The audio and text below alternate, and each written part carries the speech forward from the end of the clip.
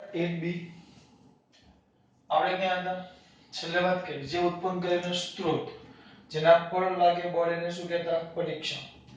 હવે આ જે વિદ્યુત ક્ષેત્ર જે E છે E જે ઉત્પન્ન થાય છે આ ક્ષેત્ર તો આ ક્ષેત્ર કોના પર આધાર રાખે આધાર તો ધ્યાન રાખજો ત્રણ બાબત પર આધાર રાખે Q ના મૂલ્ય પર. સર કેમ Q ના મૂલ્ય પર સિમ્પલી સૂત્ર છે આપણું જો વેક્ટર E kq r². ખાલી મૂલ્ય લખો છો બરાબર kq/r².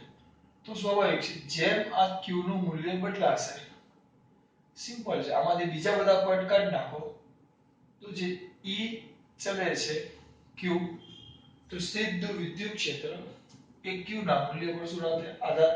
જેમ મૂલ્ય વધારે એમ ક્ષેત્ર વધારે. સિમ્પલ વસ્તુ છે બહુ સિમ્પલ વસ્તુ છે. જો સાદું ઉદાહરણ લેવું હોય સાદું એકવાર જોઈ લો વચ્ચે બંધ થઈ ગયું હતું.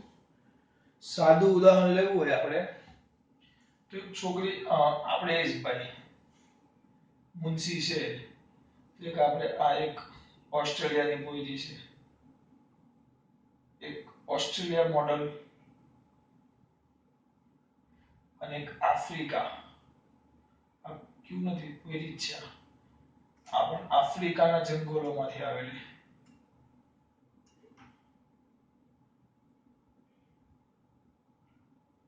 અહીંયા જાની ઉભો છે કોણ ઉભો જાની બે ને જોયો તો કોણ વધારે સુંદર લાગે કોનું ક્ષેત્ર કોનો વિદ્યુત બળ આનું વધારે q એટલે આની અસર કેવી થશે વધારે છે આની અસર કેવી થાય ઓછી. હા પણ જાની જગ્યાએ મુનશી હોય જો વિદ્યુત બળ બદલાઈ ગયું પરીક્ષણ વિદ્યુત બળ બદલાઈ ગયું તો મુનશીની અસર ક્યાં વધારે હોય આફ્રિકાના જંગલોમાં. હા કલર મેચ થાય ને યાર. હા ટૂંકમાં q વધારે તો વિદ્યુત ક્ષેત્ર વધારે સુંદરતા વધારે તેની અસર વધુ એમ ખબર.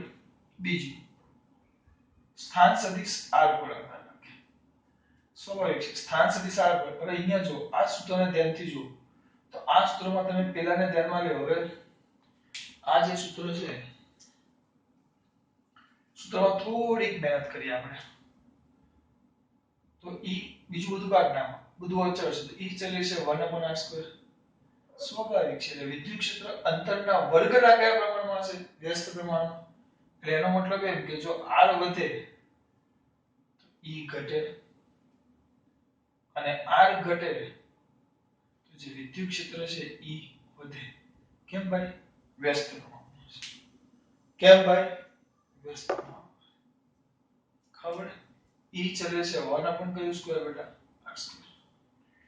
E kq/r² અને E ચલે છે q એટલે r વધે તો E ઘટે ને r ઘટે તો E વધે. આને ભૂલતા નહીં અઘરું નથી બહુ સામાન્ય છે.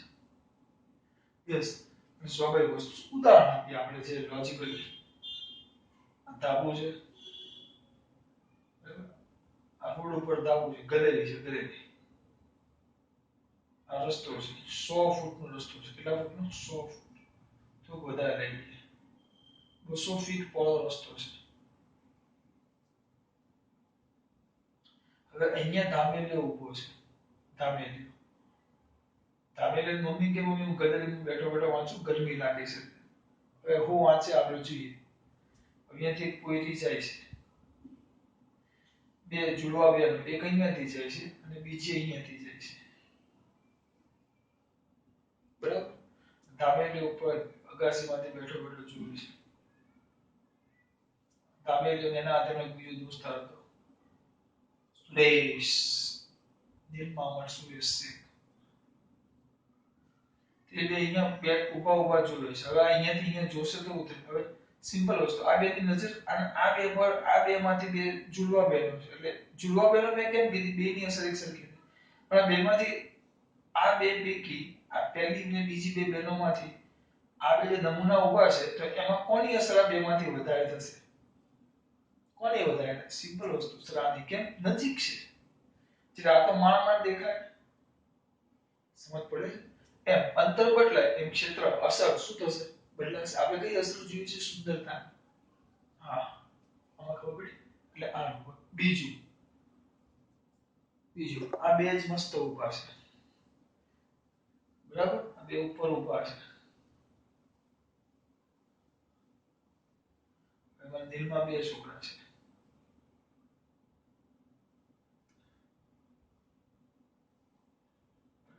આકાશી પર આ સુરેશ અને એનો મિત્ર રમેશ છે, સુરેશ ને રમેશ, મહેશ કે રમેશ એવું કંઈક નામ આવેલું, બે પાંડવો નો હોય, મહેશ, બે ઉભા છે. હવે બે બે બે છોકરીના ટોળા છે, પહેલું ટોળું આ બધાના માથા છે, પહેલા ટોળામાં આમ બધી છૂટી છૂટી છે, અને એક આ બાજુથી બીજું ટોળું આવે છે, જેમાં બધી એકબીજાની નજીક છે, 1 2 3 4 5 6 7 8 9 ને 10, 1 2 3 4 5 6 7 8 9 ને 10 આ બે ટોળા છે. તો આ બે સુરેશ ને મહેશ કોની અસર વધુ છે, આ પહેલા ટોળાની કે બીજા ટોળાની? હવે આ બેન તો મને ખબર નહીં છે, હું ઊભો તો આ બાજુ ધ્યાન ન આપવામાં ધ્યાન, કેમ એક નજરમાં 10 10 દેખાય, અથવા એવી રીતે ગોઠવણ છે કે અસર વધારે થાય છે, આમાં તમે લૂછો પડે જો બધા નો દેખાય, એટલે એનો મતલબ એમ થયો કે આ જે સ્મોલ ક્યુ છે અથવા આ ક્ષેત્ર આ જે છે એવી એક ક્ષેત્ર ઉત્પન્ન કરે છે, સુંદરતાની અસર ઉત્પન્ન કરે છે, તો આ જે ક્ષેત્ર ઉત્પન્ન કરે, ક્ષેત્ર ઉત્પન્ન કરતો વિદ્યુતભારનું તંત્ર છે, આ વિદ્યુતભારનું તંત્ર તો શું ઉત્પન્ન કરતા બેટા? ક્ષેત્ર ઉત્પન્ન કરતા કયા વિદ્યુતભારના તંત્રમાં વિદ્યુતભારની ગોઠવણી પર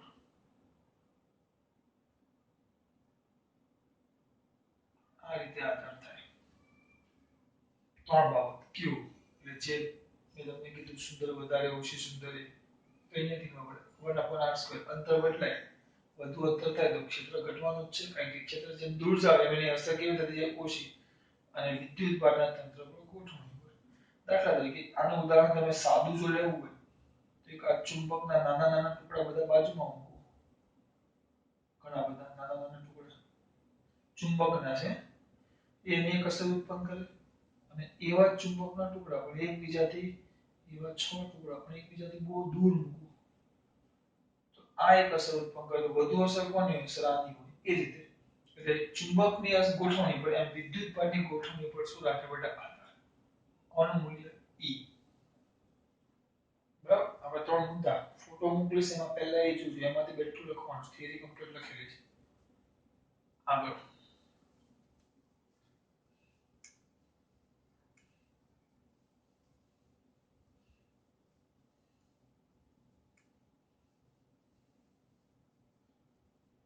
આગળ જોઈએ. હવે શું કરશું?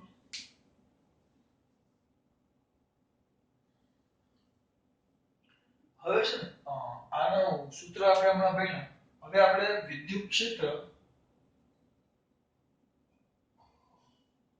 E અને વિદ્યુત બળ F વચ્ચેનો સંબંધ જોવાનો છે. એટલે એનું સૂત્ર ખાલી મેળવવાનું છે, કોઈ સવાલ નથી, પણ ખાલી સમજૂતી માટે યાદ રાખવા માટે H વચ્ચેનો સંબંધ. આપણે બળ F ભણ્યા, F શું આવે? K Q Q r². જો હું પેલું કાઢી નાખ્યું, કર્યું ખાલી મૂલ્ય લેવું છું, મૂલ્ય, કારણ કે મારે એકમ લખવું છે, ખાલી મૂલ્ય લેવું છું, K Q r². હવે હું પેલું એક કામ કરું, ચલો K Q r². શું છે મારો દીકરો? K capital Q small q r². ને વળી પાછું આપણે એવું પણ મળી ગયા E વિદ્યુત ક્ષેત્ર આવે તો K તો ખરો, આ Q સ્ત્રોત જે ઉત્પન્ન કરે, Q સ્મોલ q પરીક્ષણ જે માપે કેટલું બળ લાગે, તો આપણે વિદ્યુત ક્ષેત્ર તો ક્ષેત્રમાં ખાલી કોણ આવે? સ્ત્રોત બાય r². હવે આની અંદર જો તમે K Q r² into Q કરી શકો, અને અલગ કે ઓલા પણ આ તો E છે, F is equal to E into Q, એટલે F is equal to QE આવી ગયું.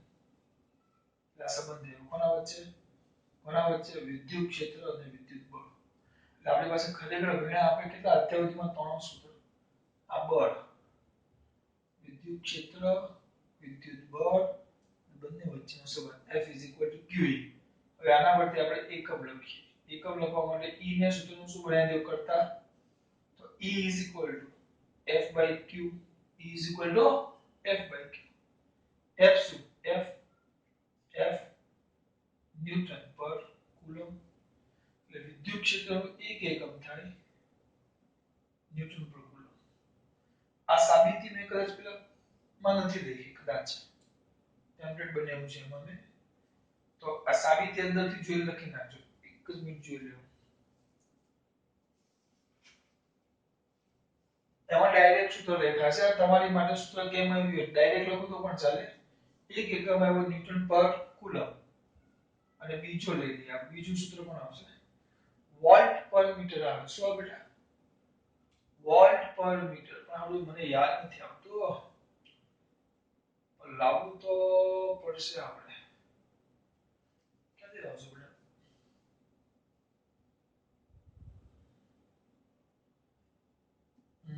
એક જ મિનિટ આવો.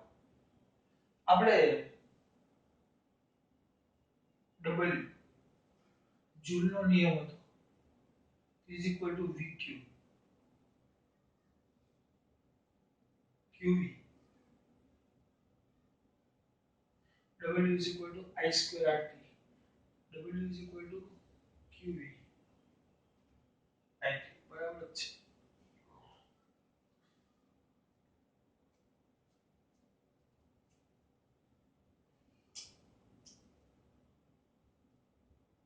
તો થઈ ગયું.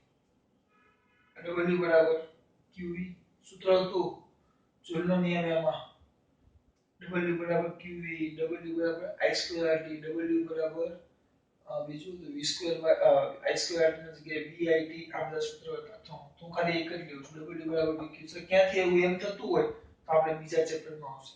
બરાબર? W એટલે કાર્ય બરાબર FD કાર્ય બરાબર FD. તો FD is equal to QV VQ પણ F બરાબર તો શું આવશે? E IFD F બરાબર QE. અથવા એમ ન કરવું હોય તો આમ કરો F/Q Q છેદમાં લઈ ગયો is equal આ ખાલી Q વીજભાર છે. અચ્છા આને હું પરીક્ષા વીજભાર છે Q બરાબર. તો આ સ્મોલ q છેદમાં આવ્યો ઇન્ટુ V/D. તો આ તો વિદ્યુત ક્ષેત્ર E થઈ ગયું F/Q. તો અને આ V છે V એટલે મેં કીધું વિદ્યુત સ્થિતિમાન એટલે એનો એકમ વોલ્ટ. આ V નો એકમ શું થાય? વોલ્ટ. અને D તો અંતર છે વોલ્ટ પર મીટર V/M. આ થઈ ગયું વોલ્ટ પર મીટર એટલે કે V/M. આમાં ખબર પડી કે ન પડી? પડી. આપણે આટલું બધું યાદ નથી રાખવાનું. તમારે તો બે સૂત્ર કે વિદ્યુત ક્ષેત્રના બે એકમ આવે. કયા બે એકમ આવે? ન્યૂટન પર કુલમ અથવા બીજું આવે વોલ્ટ પર મીટર. હવે આના પરથી પારિમાણિક સૂત્ર ન્યૂટન એટલે બળ થાય ને 122 છેલ્લું 112 છેલ્લું માઈનસ કુલમ A1 T1 તો શું થશે બેટા? M1 L1 T - 3 A - 1. ભાઈ આમાં ખબર પડે છે બેટા? સિમ્પલ વસ્તુ ફરી પાછું પર જોઈ લઈએ. બળ આવે બળ કાર્ય 112 છેલ્લું માઈનસ A1 T1 એ બરાબર છે M1 L1 T ઉપર ગયો -2 ઉપર જાય એટલે -1 આ થાય ને એટલે -1 ને -2 -3 અને A1 ઉપર જાય એટલે -1 આ પારિમાણિક સૂત્ર. આ બધું લખેલું છે તમારે ખાલી યાદ રાખવાનું છે. આટલું બધું થઈ ગયું આટલું બરાબર. હવે આ સૂત્ર પરથી એક મિનિટ જોઈ લો બંધ થયું ને નથી થયું પેલા વખતે બંધ થઈ ગયું વચ્ચે કે અડધી ચલાવી પાછી મારે પાછું ચલાવવું પડશે. તો આ જે સૂત્ર છે ને આને થોડું ધ્યાનથી જુઓ તમે. આ સૂત્ર તો એના પરથી E is equal to F by Q થાય. E is equal to F by Q. E is equal to F by Q. E બરાબર F by Q તો E is equal to the F by Q. કઈ જ નહીં હવે જો હવે આના પર ધ્યાન આપવાનું હવે હું Q બરાબર 1 લઈ લઉં. Q બરાબર 1 તો E is equal to શું થઈ જશે F. Q બરાબર કેટલા લઈ લઉં 1. E બરાબર F થઈ ગયું. એનો મતલબ એમ થયો તો આને વ્યવસ્થિત જુઓ તો ત્યારે જો તમે Q બરાબર 1 લે 1 એટલે એનો મતલબ એમ થાય એકમ ધન વિદ્યુતભાર. Q બરાબર 1 એટલે એનો મતલબ શું થાય તમે કયો વિદ્યુતભાર લેશો એકમ ધન વિદ્યુતભાર. જો તમે એકમ ધન વિદ્યુતભાર લેવ કેવો એકમ ધન વિદ્યુતભાર તો એના માટે વિદ્યુત ક્ષેત્ર એ જ ખરેખર વિદ્યુત બળ છે. બરાબર તેમ કહેવાય એકમ ધન. આપણે મોટે ભાગે ધન વીજભાર લઈશું સર ઋણ લઈએ તો ફરક ન પડે પણ આપણે એવું કરાય નહીં કારણ કે વ્યાખ્યાઓમાં ધન લખેલું છે. ઋણ લે તો પછી દિશા અને બળનું મૂલ્ય બધું બદલાય. એ લોકો હંમેશા પરીક્ષણ વિદ્યુતભાર માટે ધન વીજભાર લેતા. એટલે આપણે એમ લખવાનું એકમ ધન વીજભાર પર લાગતા કયા બળને બેટા વિદ્યુત બળને છેદમાં આવે એટલે આપણે એકમ બોલતા. એકમ ધન વીજભાર પર લાગતા કયા બળને બેટા વિદ્યુત બળને કયું ક્ષેત્ર કહેવાશે વિદ્યુત ક્ષેત્ર. ટૂંકમાં લખો અથવા એમાં કોઈ એક વિદ્યુત ભાર છે આ કોઈ એક વિદ્યુત ભાર Q છે અથવા આ વિદ્યુત ભારનું એક તંત્ર છે આખું તંત્ર છે વિદ્યુત ભારનું તંત્ર છે. કોઈ વિદ્યુત ભાર છે અથવા કોઈ વિદ્યુત ભાર છે અથવા કોઈ એક વિદ્યુત ભાર છે અથવા આ વિદ્યુત ભાર Q છે અથવા આખું વિદ્યુત ભારનું તંત્ર છે. તો આ તંત્ર અને વિદ્યુત ભાર પોતાની આજુબાજુ એક અસર ઉત્પન્ન કરે. શું ઉત્પન્ન કરે અસર. એ અસર પર બીજો કોઈ વિદ્યુત ભાર આવે તો એના પર બળ લગાડે તો એ વિસ્તારને વિદ્યુત ક્ષેત્ર કહેવાય. અથવા બીજી વ્યાખ્યા આ વિદ્યુત ભાર કે એનું તંત્ર એક હોય અથવા એક કરતા વધારે હોય. એક હોય અથવા એક કરતા વધારે હોય તો વિદ્યુત ભાર કે એનું તંત્ર. આ વિદ્યુત ભાર કે એનું તંત્ર એની આસપાસના વિસ્તારમાં તમે શું કહો આસપાસના વિસ્તારમાં હવે આના પરથી બોલો આસપાસના વિસ્તારમાં હવે આ વિસ્તાર છે આખો. હવે એમાં હું અહીંયા પરીક્ષણ વિદ્યુત ભાર એકમ ધન વિદ્યુત ભાર પર આના વડે કંઈક બળ લાગે તંત્ર વડે અથવા તો કોઈ એક વિદ્યુત ભાર વડે એના વિસ્તારમાં તમે કોઈ એકમ ધન વીજભાર મૂકો Q બરાબર 1 Q બરાબર કેવું બેટા 1 તો એકમ ધન વીજભાર મૂકો તો આ વિદ્યુત ભાર કે એના તંત્ર વડે આના પર બળ લાગે તો જે બળ લાગે બળને વિદ્યુત ક્ષેત્ર કહેવાય. અથવા વિદ્યુત ભાર કે કોઈ તંત્ર એની આજુબાજુ એક અસર ઉત્પન્ન કરે કે જે વિસ્તારમાં તમે બીજો વિદ્યુત ભાર મૂકો તો બળ લાગે એ વિસ્તારને વિદ્યુત ક્ષેત્ર કહેવાય. અથવા આ વિદ્યુત ભાર કે એનું એક તંત્ર આસપાસના વિસ્તારમાં તમે એકમ ધન વીજભાર મૂકો તેના પર બળ લગાડે જેને પણ એ જે વિદ્યુત બળ લાગે જેને પણ શું કહેવાય વિદ્યુત ક્ષેત્ર. સાબિત કરી જો અહીંયા થોડું વચ્ચે પેલું ઝાંખું થઈ ગયેલું એટલે જોઈ લેજો કે આ ઓછા પોઈન્ટ થોડાક નથી. હવે અહીંયા જો શું કીધું પહેલા મેં શું કીધું વિદ્યુત ક્ષેત્ર અને વિદ્યુત બળ વચ્ચેનો સંબંધ I બરાબર kq r2 kq r2 બરાબર તો E છે. આ kq r2 અલગ કર્યું પણ આ kq r2 તો E છે એટલે F બરાબર QE તો F is equal to QE આવ્યું. તેના પરથી E is equal to F by Q. F નો એકમ આવે ન્યૂટન પર કુલમ આ પહેલું એકમ. તો બીજું W બરાબર QD આ જૂનું સૂત્ર છે નહીં આવશે નવું આવશે બીજા ચેપ્ટરમાં. W બરાબર કામ કરે FD કામ કરીને પૈસા ભેગા કરીને FD બનાવવાની.